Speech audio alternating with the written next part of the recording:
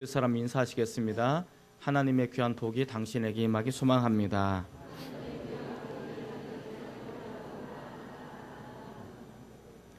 하나님의 말씀하심 앞에 우리가 온전히 설 수 있기를 소망하고, 이번 1월 30일 송구영신 예배 때 기도 제목들을 그 주간에 다 타이핑을 해서 새벽 시간에 태블릿 PC로 이제 보고서 이제 기도를 하는데, 아직 안 내신 분들은 내셔서 하면 좋습니다.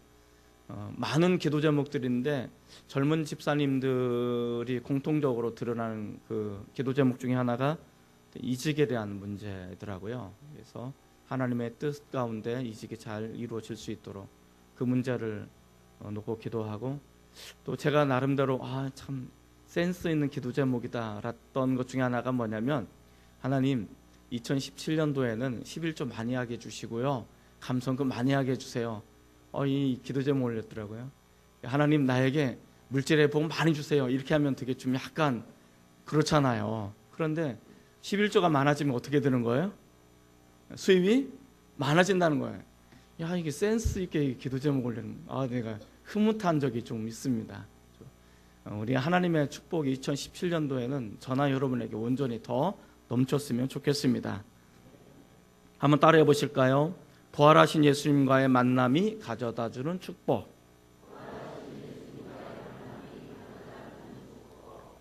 이 시간 예수님과, 부활하신 예수님과 만나시는 그런 귀한 은혜, 그래서 축복이 많은 그런 귀한 시간을 되시기를 바랍니다.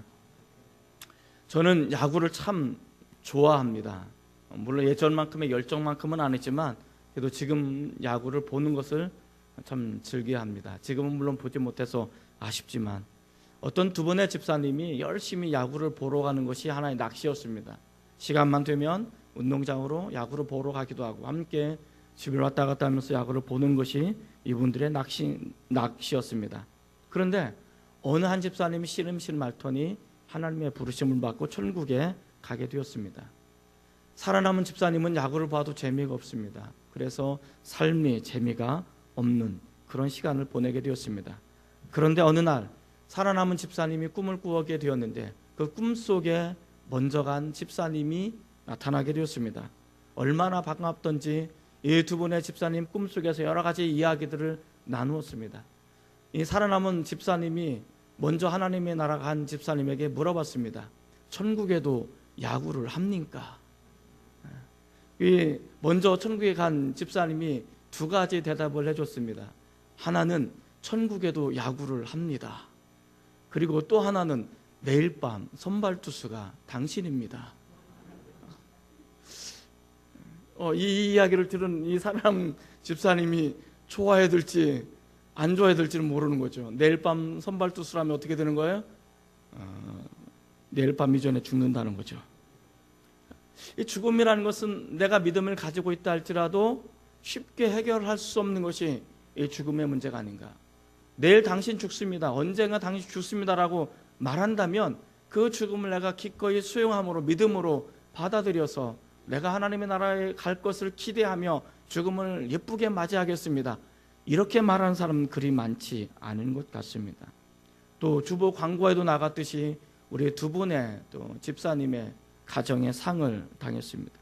금요일날 저녁에 올라가서 인천 예배를 드리고 도착한 시간이 새벽 3시 반이었습니다. 그리고 어제 또 저녁 5시에 예배를 또 가서 예배를 드리고 왔습니다. 이 죽음이라는 것은 상실이기 때문에 이 상실은 그 어떤 것으로 대체되어지지 않는 고통의 근원, 고통의 진원지와 같은 그런 아픔을 가져다 줍니다. 지금 한 무리의 여인들이 이른 새벽에 예수님의 무덤가를 찾을 수밖에 없었습니다. 왜냐하면 이 여인들은 자신들이 사랑했던, 자신들이 존경하고 자신들이 좋아했던 그 예수님이 십자가에서 처참하게 죽음을 당하고 장례도 제대로 치르지 못한 채 세마포를 둘둘 말아서 그냥 임시적으로 무덤에 두었던, 장례를 치렀던 그 예수님을 생각할 때마다 가슴이 미어지고 아프고 마음이 상할 수밖에 없었습니다. 때로는 치밀어 오른 분노를 억눌러야만 하는 그런 상태에 빠져 있습니다. 이들의 삶은 어떤 의미와 의욕, 목적을 상실한 채 살아가는 그런 사람들입니다.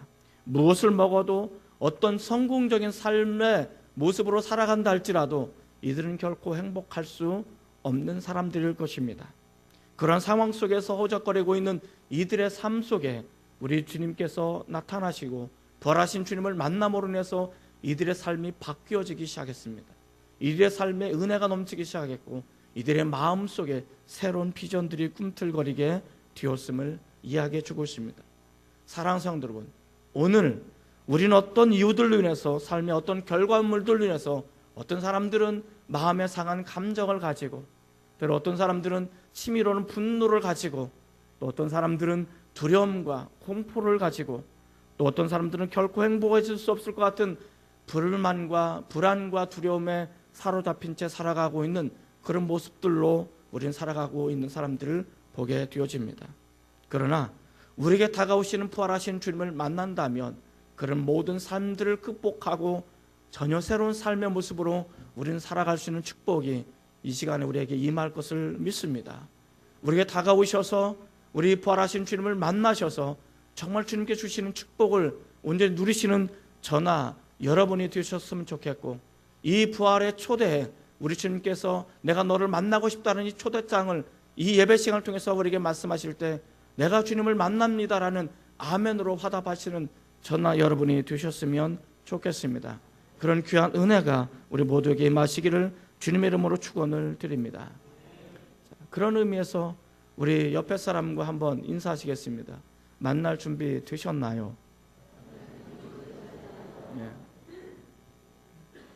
앞에 서두에도 얘기했던 것처럼 꿈속에서 만나지 마시고 말씀을 듣는 중에 만나시는 그런 귀한 은혜가 임하시기를 바랍니다. 부활하신 예수님과의 만남이 가져다주는 축복은 무엇이었을까? 첫째로 상한 마음이 위로를 받게 됩니다. 한번 따라해 볼까요? 상한 마음이 위로를 받습니다. 부활하신 주님과 우리가 만나게 되어지면 상했던 우리 마음들이 위로를 받게 되어지고 아픔을 뛰어넘고 슬픔을 뛰어넘는 삶을 살 수 있게 되어집니다. 예수님이 십자가에서 처참하게 돌아가셨습니다. 제대로 되어진 장례도 치르지 못한 채 사랑하는 여인들이 보여지는 눈앞에서 무덤 속에 안장이 되었습니다. 그 여인들은 예수님을 잊지 못해서 이른 새벽에 예수님의 무덤에 찾아왔습니다. 1절과 2절 말씀을 우리 한번 같이 읽어보도록 하겠습니다. 1절과 2절입니다. 자, 시작.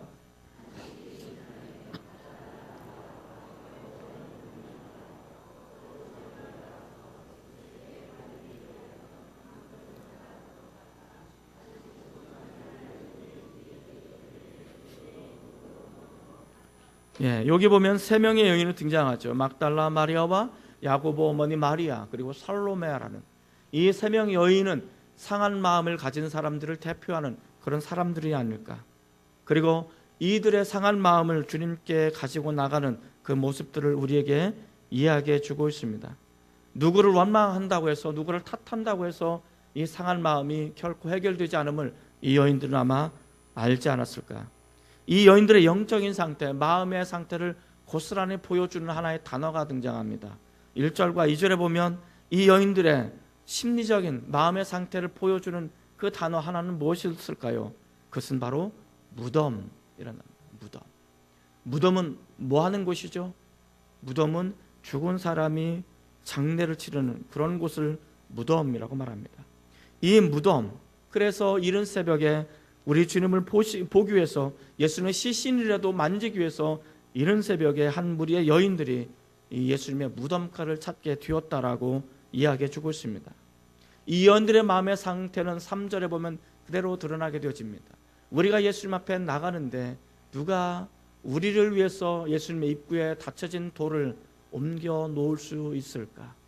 이런 근심하면서 상한 마음채로 우리 주님 앞에 나왔는데 놀랍게도 그 무덤이 열려 있더라는 것입니다.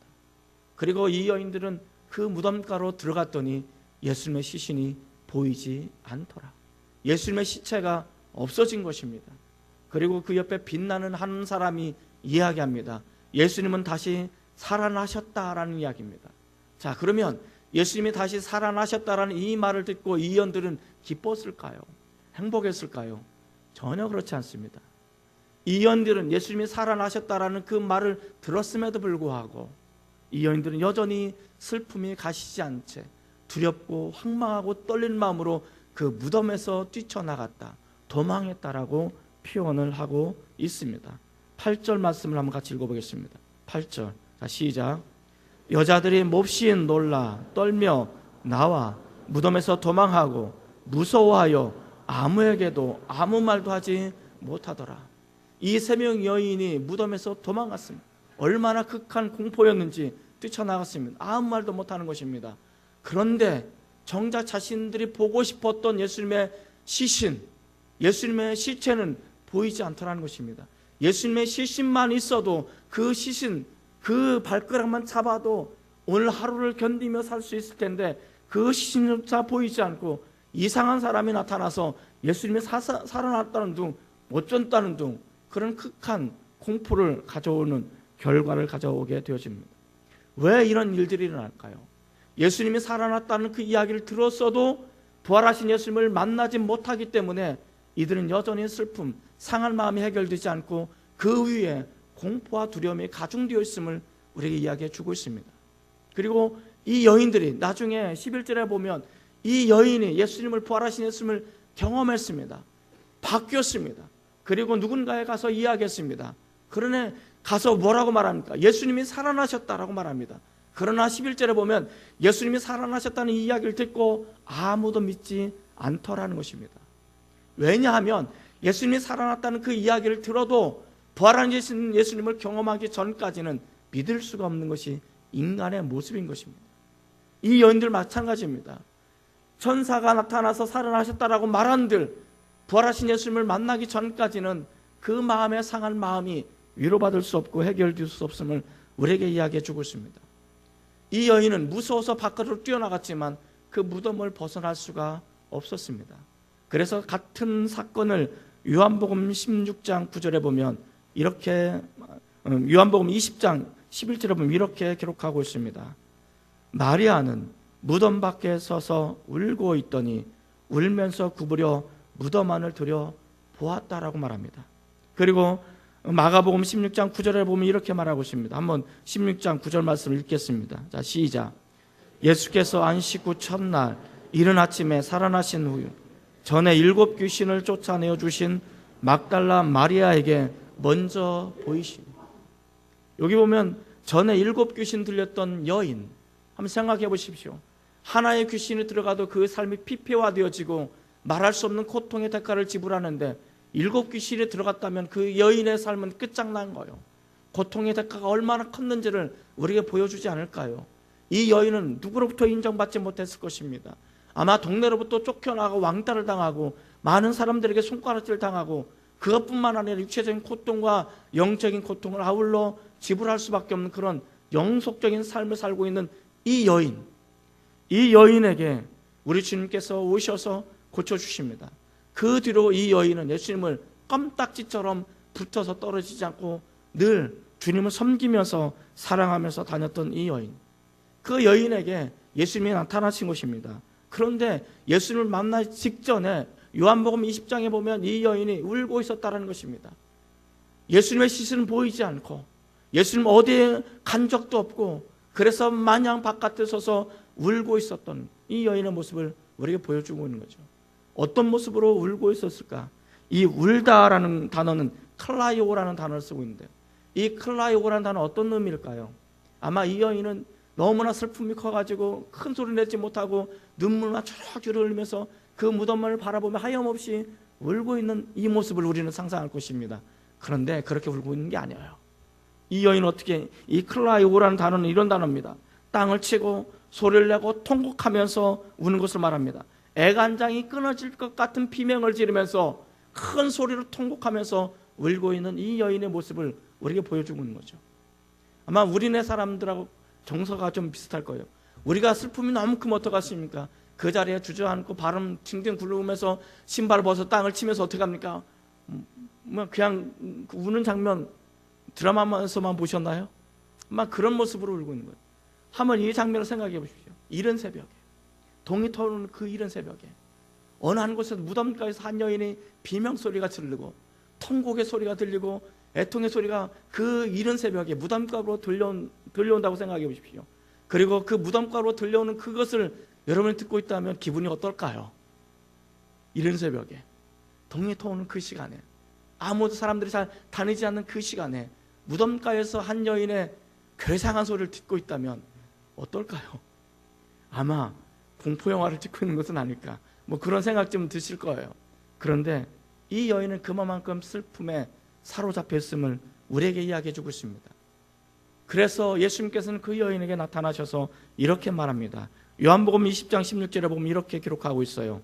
예수께서 마리아야 하시거늘 그 예수님이 그 여인에게 나타나셔서 그 여인의 이름을 부릅니다. 마리아야, 나다, 이렇게 말했을 거예요.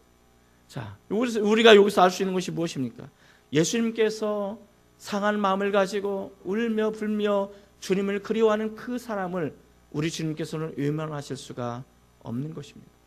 그리고 그 사람 앞에 나타나셔서 그 사람의 이름을 부르시는 것이 우리 주님의 모습인 것입니다.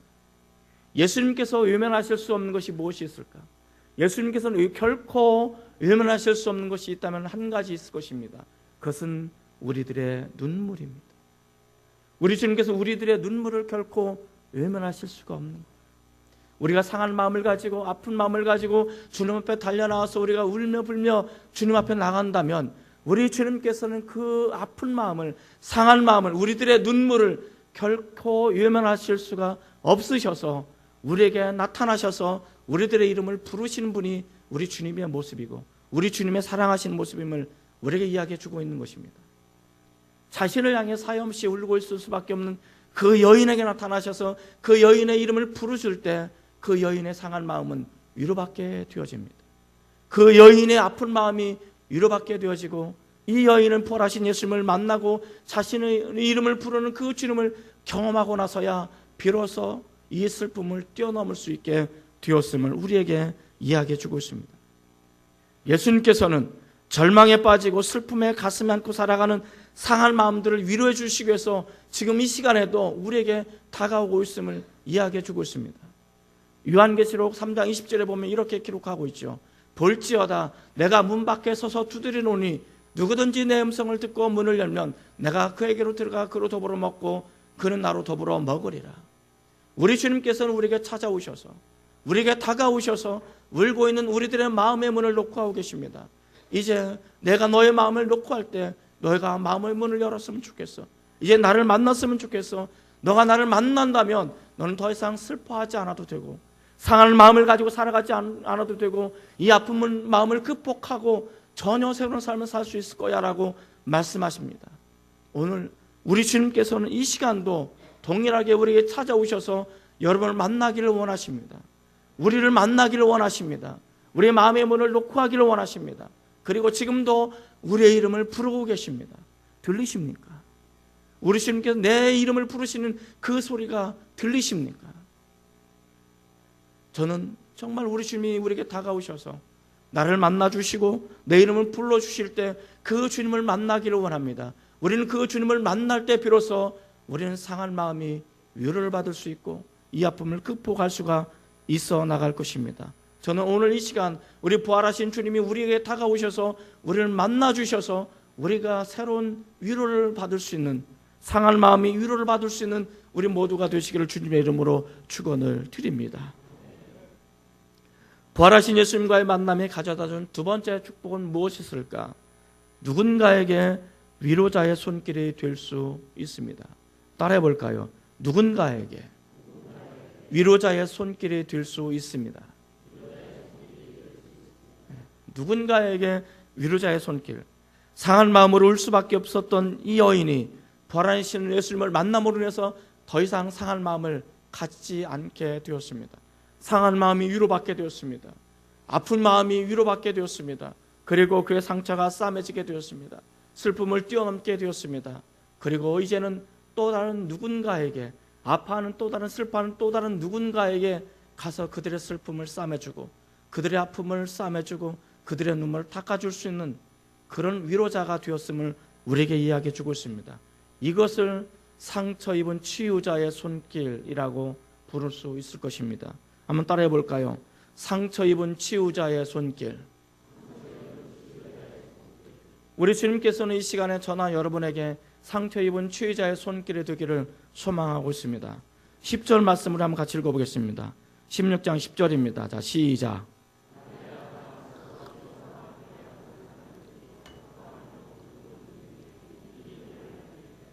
마리아가 갔습니다. 갔는데 누구한테 갑니까? 여기 보니까 예수와 함께 하던 사람들이, 예수와 함께 동역했던 사람들, 예수와 함께 했던 사람들, 이 사람들이 여전히 슬퍼하고 울고 있다는 것입니다. 슬퍼하고 울고 있는 중에라는 것은 예수님과 함께 누렸던, 예수님과 함께 사역했던 이 사람들이 예수님의 죽음으로 말미암아 여전히 슬퍼할 수밖에 없는, 여전히 고통받을 수밖에 없는, 여전히 상한 마음을 가지고 살아갈 수밖에 없는 그런 상황 속에 놓여져 있다라는 것을 우리에게 보여주고 있죠.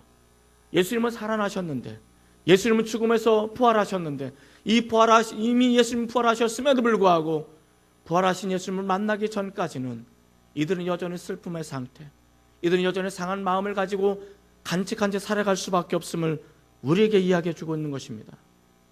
이것이 우리에게 굉장히 중요한 부분입니다. 예수님을 사랑했던 이 사람들, 예수님을 그토록 아까워했던 이 사람들, 그러나 예수님이 부활하신 예수님을 만나기 전까지 이들은 여전히 슬픔 가운데 놓여져 있고, 이들은 여전히 울고 있는 상태, 상한 마음의 상태에 놓여져 있음을 우리에게 보여주고 있더라는 것입니다. 그래서 마리아가 자신도 경험했던 것처럼 이들도 그렇게 아파하는 그들을 향해서 달려나가는 것입니다. 그리고 그들에게 이야기하는 것입니다. 예수님이 살아나셔서 내 마음을 고쳐주셨고, 상한 마음에 위로하셨고, 이 슬픔을 뛰어넘게 하셨고, 내 눈에서 울음을 그치게 하셨고, 우리 아픔을 싸매주신 주님을 만났습니다.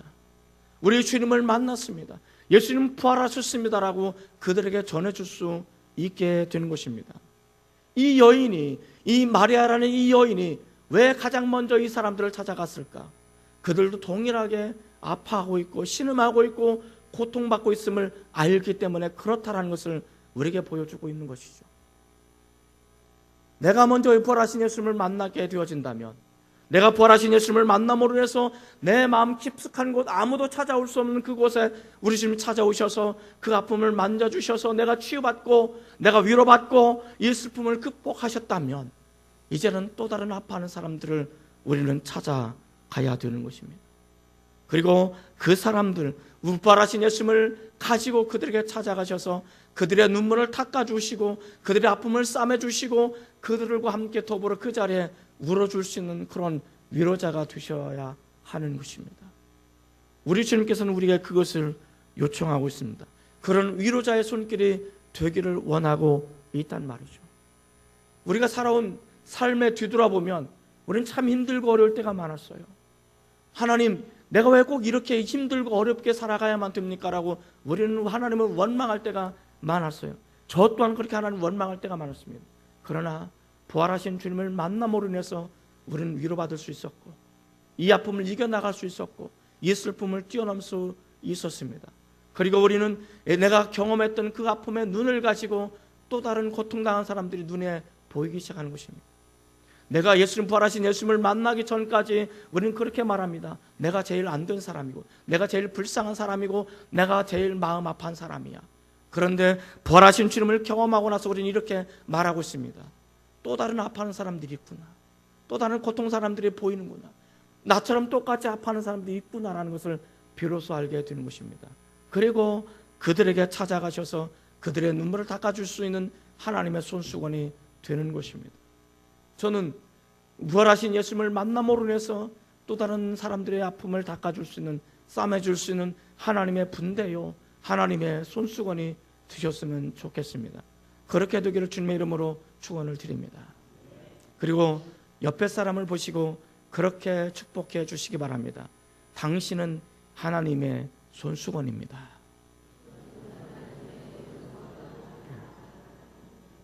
여러분들은 하나님의 손수건이고, 여러분들은 하나님의 분대여서 많은 사람들의 아픔을 싸매주고 눈물을 닦아줄 수 있는 하나님의 거룩한 동역자요, 위로자가 되시기를 주님의 이름으로 축원을 드립니다. 부활하신 예수님과 만남이 가져다주는 세 번째 축복은 무엇일까? 세 번째는 새로운 사명의 삶을 살 수 있게 된 것입니다. 한번 따라해 볼까요? 새로운 사명의 삶을 살 수 있게 됩니다. 부활하신 예수님을 만나면 이전의 삶과 이후의 삶은 분명히 달라질 수밖에 없는 거예요. 분명히 달라지게 되어질 수밖에 없습니다. 우리 주님께서 이 여인들 향해서 말씀하십니다. 부활을 증언하고 있는 한 청년, 이 천사가 그 여인들 향해서 말하고 있습니다. 7절 말씀을 한번 같이 읽어볼까요? 7절입니다. 자, 시작. 예수께서 너희보다 먼저 갈릴리로 가시나니 전에 너희에게 말씀하신 대로 너희가 거기서 배우리라 하라 하는지라. 여기 보면 가서 전하라는 것입니다. 너희는 가라. 그리고 전하라. 내가 살아났다는 것을, 그리고 내가 너희들을 만나기를 원한다는 것을 전하라는 것입니다. 부활하신 예수님께서 갈릴리에서 너희를 만나겠다라고 전하는 미션을 이 여인들은 수여받고 있습니다. 사명을 수여받고 있습니다. 부활하신 예수님을 경험하는 사람들, 부활하신 예수님을 만나는 사람들은 지금까지와는 전혀 다른 삶을 살게 되어지는데, 새로운 미션을 부여받고 새로운 사명감을 부여받고 우리는 살아가게 되어짐을 알 수가 있습니다. 다른 복음서에도 보면 부활하신 예수님을 만난 이 막달라 마리아에서 말하는 것입니다. 너는 가서 내 사랑하는 사람들에게 내가 다시 살아났다는 것을 전하라.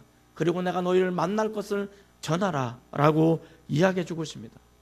부활을 경험한 사람들, 부활하신 주님을 만나는 사람들은 사실은 전혀 새로운 삶을 살고 있음을 우리에게 증언하고 있습니다. 사도 바울은 교회를 핍박하는 사람이었고 예수 믿는 사람을 핍박하는 사람이었지만, 그가 다메섹 도상에서 부활하신 예수님을 만나자 그의 인생이 바뀌기 시작했습니다. 그 삶에 새로운 미션이 주어졌습니다. 그의 삶의 미션은 예수 믿는 사람을 핍박하는 것이었고 예수 믿는 사람을 잡아서 옥에 가두는 것이 그의 사명이었지만, 부활하신 예수님을 만남으로 인해서 그의 삶은 전체가 바뀌어진 것입니다. 그의 운명이 바뀌어진 것이고 그의 새로운 미션이 주어진 것입니다. 그것은 예수님을 증언하는 것입니다. 오늘날 우린 모두가 그러한 사명을 갖게 되는 것입니다. 이 부활하신 예수님을 만나게 되어진다면 우리는 지금까지와는 전혀 다른 삶을 살 수 있음을 이야기해 주고 있습니다. 그런데 여기서 한 가지 유머를 전해드리겠습니다. 그런데 우리 부활하신 예수님께서 처음에 왜 남자들이 아닌, 남성들이 아닌, 베드로가 아닌 여성들, 여인들에게 나타나셔서 나 살아났다라고 말했을까요? 우리나라 속담에 보면 그런 속담이 있습니다. 여인이 3명이 모이면 접시가 깨진다. 여인들의 수단은 강력해서 3명만 모여도 접시가 깨진다는 말이 있습니다. 얼마나 참을 수 없는 가벼운 존재인지 우리 주님께서 일찍 아시지 않았을까? 그래서 내가 살아났다라는 이야기를 여인들에게 전함으로 해서 참을 수 없는 가벼운 존재인 여인들이 만나는 사람마다 곳곳마다 소문을 내기 시작합니다. 예수님이 살아나셨다. 그것을 아셔서 여인들에게 먼저 나타나지 않았을까? 이 이야기를 또 진지하게 받아들이지 마십시오. 분명히 유머라고 말씀을 드렸습니다. 그런데 우리에게 새로운 미션이 부여지고 새로운 삶의 목적을 정해지고 새로운 삶을 살아갈 때, 그러면 그 새로운 삶이 평탄대로일까? 그렇지 않다는 거죠. 새로운 삶을 부여받아도, 새로운 미션을 우리가 부여받아도 때로는 힘들고 어려운 가시밭길을 걸어갈 수도 있고, 때로는 장애물이 우리 앞에 놓여져 있을 수도 있고, 때로는 우리가 걸어가지 못하도록 걸림돌이 우리 앞에 놓여져 있을 수 있음을 우리에게 이야기해 주고 있습니다. 혹여 우리가 새로운 삶을 살고자 할 때, 마귀가 틈을 타서 우리 마음을 흔들 때, 혹여 우리가 새로운 마음가짐을 가지고 다짐하며 결단하며 살아갈 때 우리 앞에 장애물이, 인생의 장애물이 놓여져 있다고 할지라도 그 장애물들을 뛰어넘을 수 있는 우리 모두가 되어주셨으면 좋겠습니다. 제가 한때 심리학을 참 좋아했습니다. 지금도 좋아하는 사람 중에 하나가 폴 투르니에라는 사람입니다. 그리고 폴 투르니에 어떤 어떻게 보면 스승격인 칼 구스타프 융이라는 사람을 나름대로 좋아합니다. 그런데 또 하나의 대가가 있습니다. 칼 로저스라는, 아마 교육학 하시는 분들은 다 들어봤을 거예요. 칼 로저스. 이 사람은 인간 상담의 중요성, 인간 중심의 상담학을 펼쳤던, 그래서 인간이 정말 중요하다는 것을 이야기했던 사람이었습니다. 그런데 원래 이 칼 로저스라는 사람은 신학을 하는 사람이었습니다. 신학을 하는데 저도 그랬지만 신학을 하는 많은 사람들에게 다가오는 공통된 과정이 있습니다. 꼭 거쳐야만 하는 과정이 있는데 그 과정이 뭐냐? 회의입니다. 회의. 의심이 드는 거예요. 신학을 공부하다 제일 먼저 드는 것이 뭐냐? 하나님이 정말 계신가? 내가 받은 구원이 정말 진짜인가? 제가 이걸 했을까 안 했을까요? 했어요. 몸살할 듯이 했습니다. 그런데 이거 저만 하는 게 아니고 사실은 신앙하는 많은 사람들이 그런 회의의 과정을 거치게 되어집니다. 우리의 이성으로 도저히 받아들일 수 없는 불가능한 것들, 이것을 우리가 어떻게 받아들이고 어떻게 수용해야만 하는가? 회의가 들 수밖에 없고 의심이 들 수밖에 없는 거죠. 이 칼 로저스라는 사람은 자신의 이성으로 판단되어질 수 없는, 받아들일 수 없는 것들이 너무나 많아서 결국 그는 신학을 포기하고 심리학으로 전공을 바꾸게 되어집니다. 그리고 세계 가장 유명한 탁월한 심리학자가 된 것이죠. 그리고 그러나 그의 자서전을 보면 이렇게 쓰여져 있습니다. 그의 마지막 인생을 고하면서 쓴 자서전을 보면 이렇게 말하고 있습니다. 나는 내게 밀려오는 많은 회의를 넘어설 수 없었다. 결국 나는 신학교를 떠났다. 나는 불행한 사람이다. 나는 불행한 사람이다. 라고 쓰고 있습니다. 세계적으로 유명한 학자가 되었고 유명한 상담학자가 되었음에도 불구하고 그는 결코 행복하게 살 수 없었던 것 같습니다. 자서전 말미에는 이렇게 쓰고 있습니다. 내가 좀 더 추구했더라면, 내가 좀 더 주님의 은혜를 추구했더라면, 이렇게 자신의 인생을 마감하고 있습니다. 맞습니다. 이 칼 로저스라는 사람은 그 회의가 들어왔을 때, 의심이 들어왔을 때 내가 좀 더 추구했더라면, 내가 포기하지 않고 좀 더 주님의 은혜를 구했더라면 내 인생은 좀 더 달라지지 않았을까? 우리는 이 칼 로저스라는 사람을 통해서 영적인 교훈을 하나 발견할 수 있습니다. 우리가 부활하신 예수님을 만난다고 해서 우리가 평탄대로가 열려지는 것은 아니라고 말씀을 드렸습니다. 새로운 미션을 부여받고 새로운 삶을 우리가 부여받고 살아가게 되어집니다. 그런데 새로운 삶을 살아갈 때 우리 인생은 평탄대로가 아니로 때로는 장애물이 있고 어려움이 있고 좁은 길이 있습니다. 때로는 회의가 올 때도 있습니다. 그러한 순간에 우리는 이 사람의 교훈을 받아야 되지 않습니까? 우리는 좀 더 추구해야 됩니다. 그런 상황이 내게 몰려올 때마다 좀 더 주님의 은혜를 구하는 우리가 모두가 되었으면 좋겠습니다. 내가 정말 힘들고 어려운 순간에 있을 때, 내가 가는 것이 너무 지치고 어려울 때 좀 더 추구하고 좀 더 주님의 은혜를 구하고 좀 더 주님의 은혜를 구할 수 있는 그런 사람들, 그래서 마침내 그 어려운 것을 극복해 나가셔서 마침내 우리 주님 앞에 섰을 때 잘했다 칭찬을 들을 수 있는 주님의 거룩한 제자들이 되었으면 좋겠습니다. 하나님의 사람들이 되었으면 좋겠습니다. 부활하신 주님을 만나고 부활하신 주님을 경험하고 우리 새로운 인생을 살아갈 때 우리가 좀 더 추구합시다. 좀 더 주님의 은혜를 구합시다. 그래서 우리가 이 길을 마지막 순간까지 감당하면서 걸어갈 수 있었으면 좋겠습니다. 우리 눈은 주님을 바라보시고 우리 가슴에는 주님의 주신 비전을 가슴에 품고 우리 등에는 주님의 십자가를 들머지고 빠르진 않지만 우리가 함께 동역자가 되어서 옆에 있는 사람의 손을 붙잡고 서로 위로자가 되어서 묵묵히 천천히 가더라도 이 주님의 길을 걸어갈 수 있는, 이 주님의 길을 완주할 수 있는 우리 모두가 되시기를 주님의 이름으로 축원을 드립니다. 기도하시겠습니다.